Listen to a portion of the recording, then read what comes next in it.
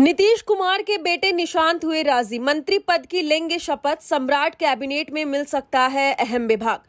दरअसल बिहार की सियासत में एक बार फिर हलचल तेज हो गई है, क्योंकि 7 मई को होने वाले सम्राट कैबिनेट के विस्तार से पहले एक नाम सबसे ज्यादा चर्चा में है और वो नाम है निशांत कुमार।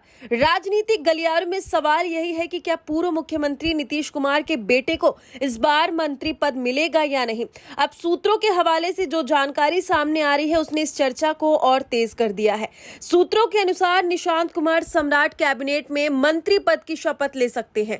बताया जा रहा है कि शुरुआत में उन्होंने मंत्री बनने को लेकर स्पष्ट रूप से इनकार कर दिया था और वे लंबे समय से सक्रिय राजनीति से दूरी बनाए हुए थे और किसी पद को स्वीकार करने के मूड में नहीं थे।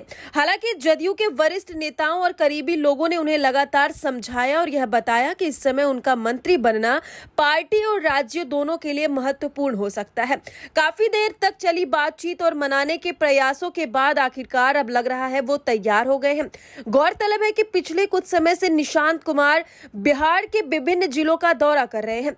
वे जनता के बीच जाकर सीधे संवाद कर रहे हैं, लोगों से बातचीत कर रहे हैं और उनकी समस्याएं सुन रहे हैं और अपने पिता के शासनकाल में हुए विकास कार्यों को लेकर फीडबैक भी ले रहे हैं।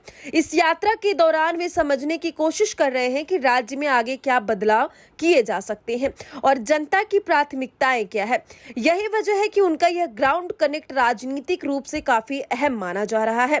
आपको बता दें कि कैबिनेट विस्तार से ठीक पहले तक निशांत पटना से बाहर थे और अपने दौरे में व्यस्त थे और जैसे ही वे पटना लौटे, जदयू के कई वरिष्ठ नेताओं ने उनसे मुलाकात की और उन्हें मंत्री पद स्वीकार करने के लिए राजी किया। शुरुआत में उन्होंने दो टूक जवाब देते हुए कहा कि वे अभी किसी पद के लिए तैयार नहीं हैं, लेकिन बाद में नेताओं ने उन्हें समझाया कि मौजूदा राजनीतिक परिस्थितियों में उनकी भूमिका बेहद अहम हो सकती है।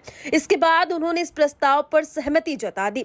यह पहला मौका नहीं है जब निशांत कुमार को लेकर ऐसी चर्चाएं सामने आई हैं। इससे पहले जब बिहार में सत्ता परिवर्तन की प्रक्रिया चल रही थी, यानी कि जब बिहार में सत्ता परिवर्तन हो रहा था, उस समय भी अटकलें लगाई जा रही थी कि उन्हें उप मुख्यमंत्री बनाया जा सकता है।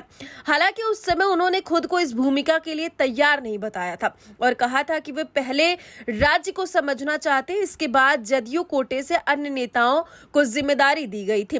वहीं अब जब सम्राट चौधरी के नेतृत्व में कैबिनेट का विस्तार होने जा रहा है तो यह देखना दिलचस्प होगा कि निशांत कुमार की एंट्री से राजनीतिक समीकरण किस तरह बदलते हैं।